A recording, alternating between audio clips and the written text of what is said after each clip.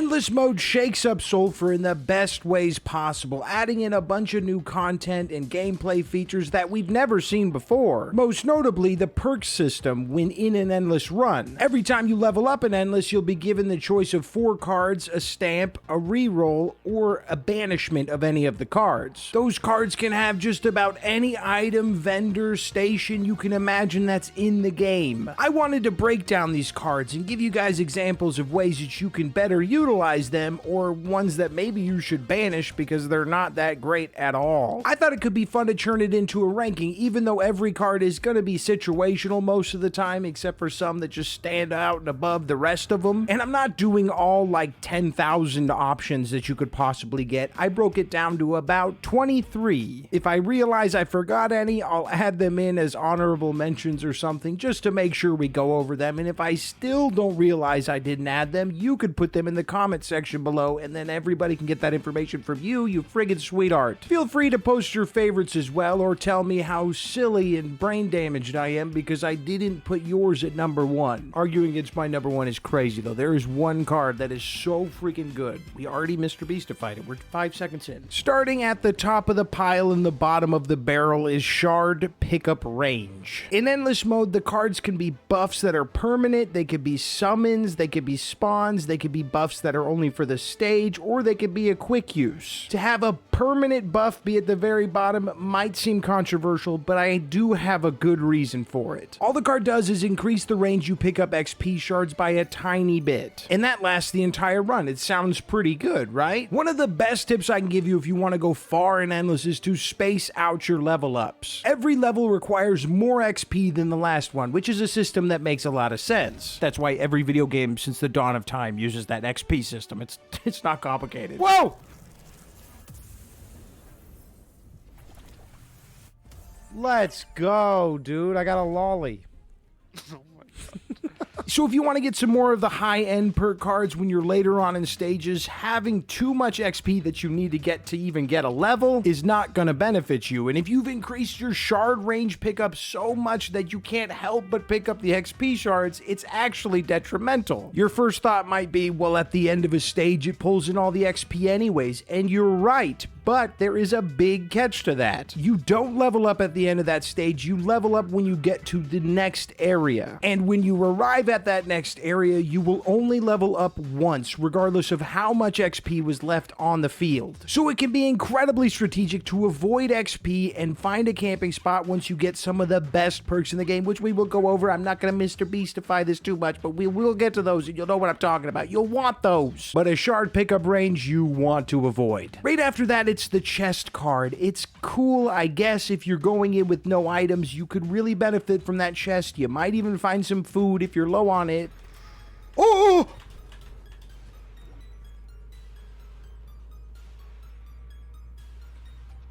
But otherwise, I'd hope you go into an endless mode at least a little bit prepared, right? You've got guns that can have insurance on them. That chest is only going to be if you're at the very, very late stages and you're desperate for anything you can get. And if that's what comes up in the cards, you're kind of going to be bummed out. It's freaking Gamba on Gamba. You get the Gamba of the cards and then the Gamba of the chest. That's too much Gamba, all right? We're not playing a mobile game with loosely dressed people they're freaking hunks. I got the neckbeard. We're not playing a hunky mobile game. We're playing a hunky afterlife PC game. Console on the way. Sometimes cards will give you the option to summon something specific or summon something random. When it comes to service stations, it's kind of great if you can find yourself an ammo vending machine, and then also really bad if it's something like a Chrismatory or the Blood Fountain, some service station that's not really going to benefit you all too much. What would compel you to wipe out oils on your gun or reroll oils? You could do that back at the church, just hold on to them. So if we don't count the ammo vending machine, summoning any other service station, even a random one, is not a great idea. It's pretty much a waste of a card unless there's really nothing else for you to pick. And even the ammo vending machine isn't that great when you probably came in with a lot of ammo. Again, it's something you could just use at the church. It's not super beneficial. This next one's kind of a catch-all. It's spawning any other item type that isn't ones that we're about to get to. So if the game wants to give you some random grenades or random attachments in your perk selection, that's not great, and I would probably banish those alongside the last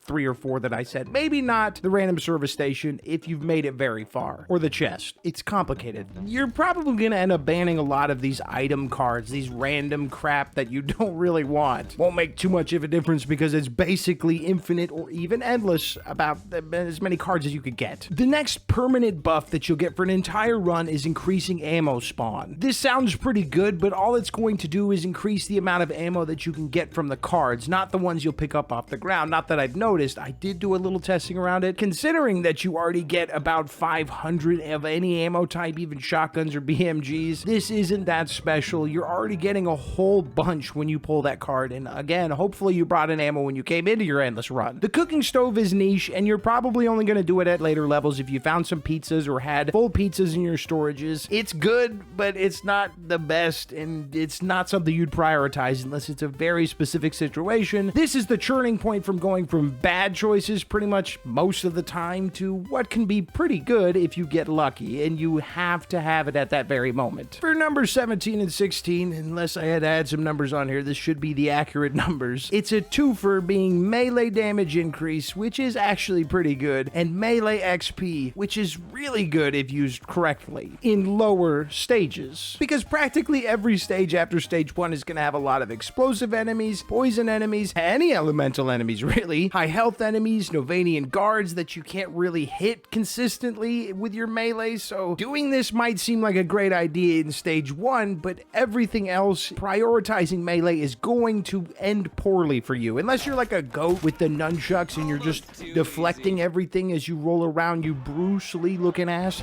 Good for you.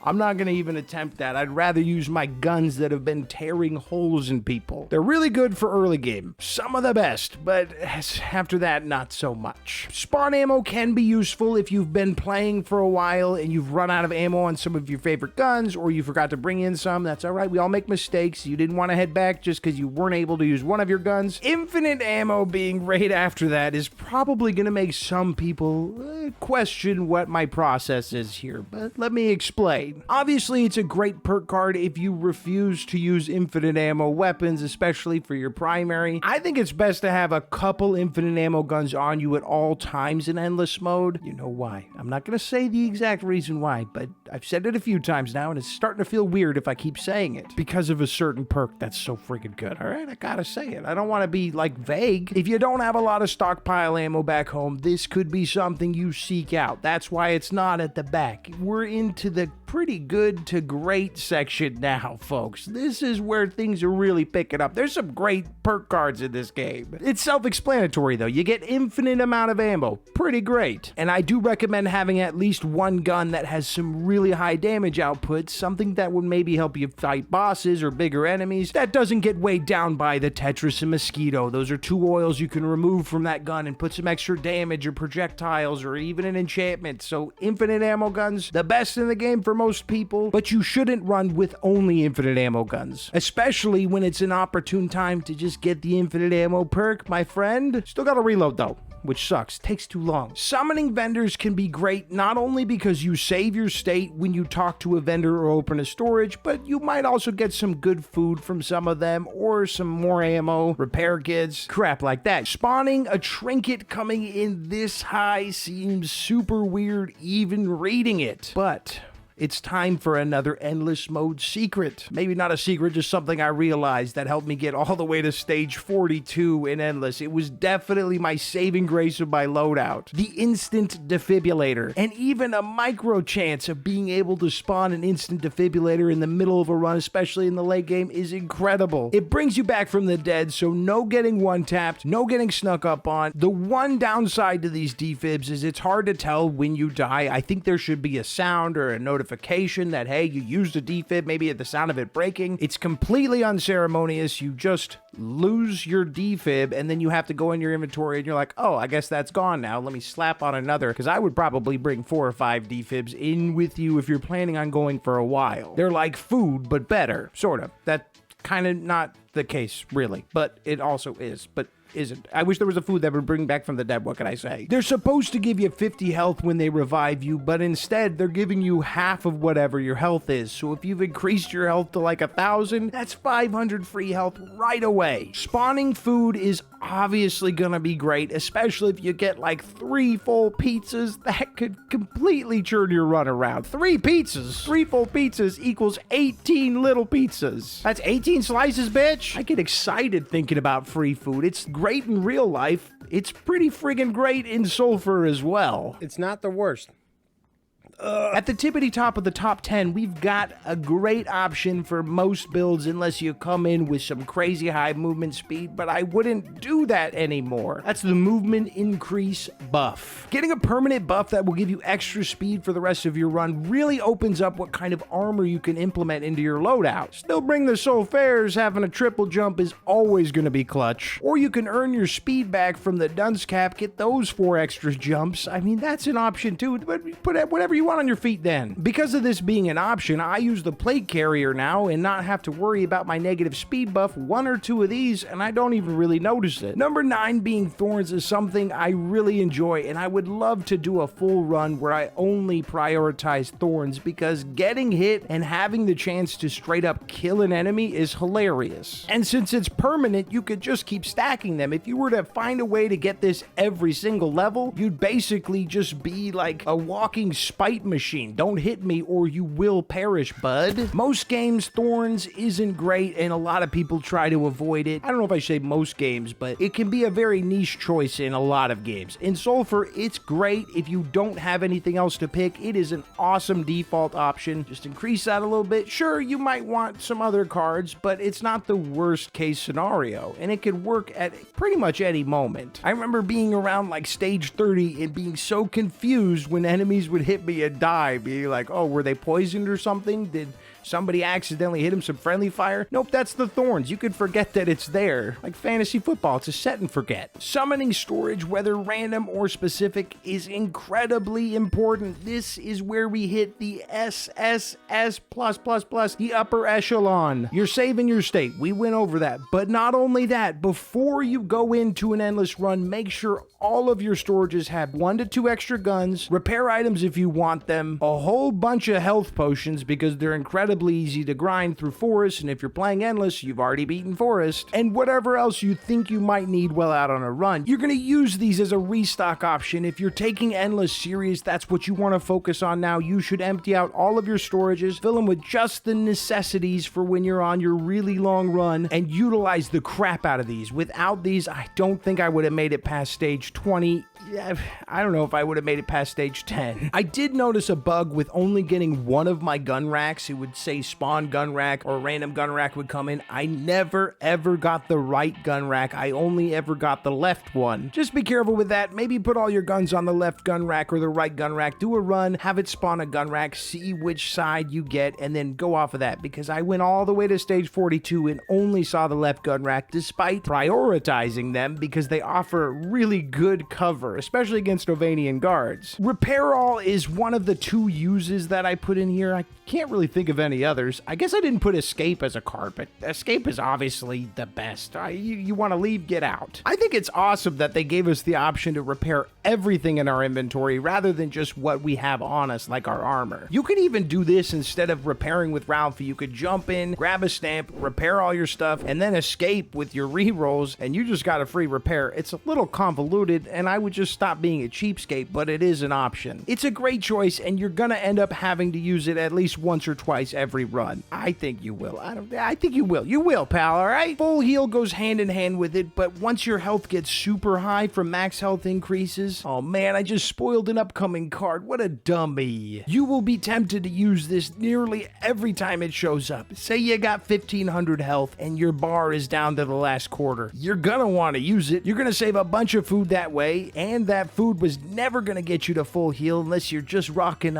800 double cheeseburgers, which means you cheated anyways. You can't have 800 of those. We're about to enter the top 5, and the funny thing with the top 5 is number 5 was not even in endless mode until a patch a few days ago, maybe a week ago at this point, and that's my girl Ralphie. Ralphie can repair all of your stuff, so if you have the option to get her, Use her. Why wouldn't you do that? She can repair all your stuff, dude. She's infinite full repairs over and over and over again. How do you do better than that? How could you possibly top that except for the next 4 cards? How could you do that? It's just like the last perk card, but maybe a little bit more work and more money. It's worth it if you're trying to break your new PB in, right? You try to get that personal best. She's gonna be huge. Number 4 is one that we've been talking about nonstop. That's the max health increase. You increase it by 25. That is permanent for your run. I'm not gonna tell you why that's great. It obviously is. It's amazing. And I would say it goes hand in hand with XP increase. If you swap these around, I get that. XP increase in roguelikes is incredibly good no matter the game you're playing. The big pro is that it's permanent for your run, but there is a con in that it's only 10%. I think it could actually use a buff to 15%. I don't know, I might be crazy, but it's gonna be your main target when you got the health, you've got items in your storage and inventory, and you've also got the top 2 perks, which are 2 that I go after every single run. This or stamps is gonna be what you always go after, because who doesn't want a little bit extra XP? And also stamps are super good. They get you banishments and rerolls from Arthur. Number 2 is infinite durability, which I already hate that I didn't put it number 1 because I crutch on it so hard. It's one of 2 must-grab options if you see it. It's made me realize that some guns are now getting their purpose in Sulfur, and maybe I didn't love them before, maybe you didn't love them before, but now they're gonna have so much more they can do for you. I'm looking at you, Neuraxis. This perk has single-handedly moved that gun from bottom of the list as far as guns go to near the middle because it's so good with it. You can see the gun I'm using. I'm gonna go over some endless guns in a different video. I want to go over everything in endless. I was gonna do one big endless video, but it was gonna take so long, so I decided to do shorter videos with specific focal points that don't take as long to make and also won't make you wait as long to get, and still give you all the information that I've been compiling and make it interesting and fun and not feel a little drawn out like this whole sentence has been. My goodness, it's like I've got infinite durability in my mouth muscles. Sure, my wife would say that too.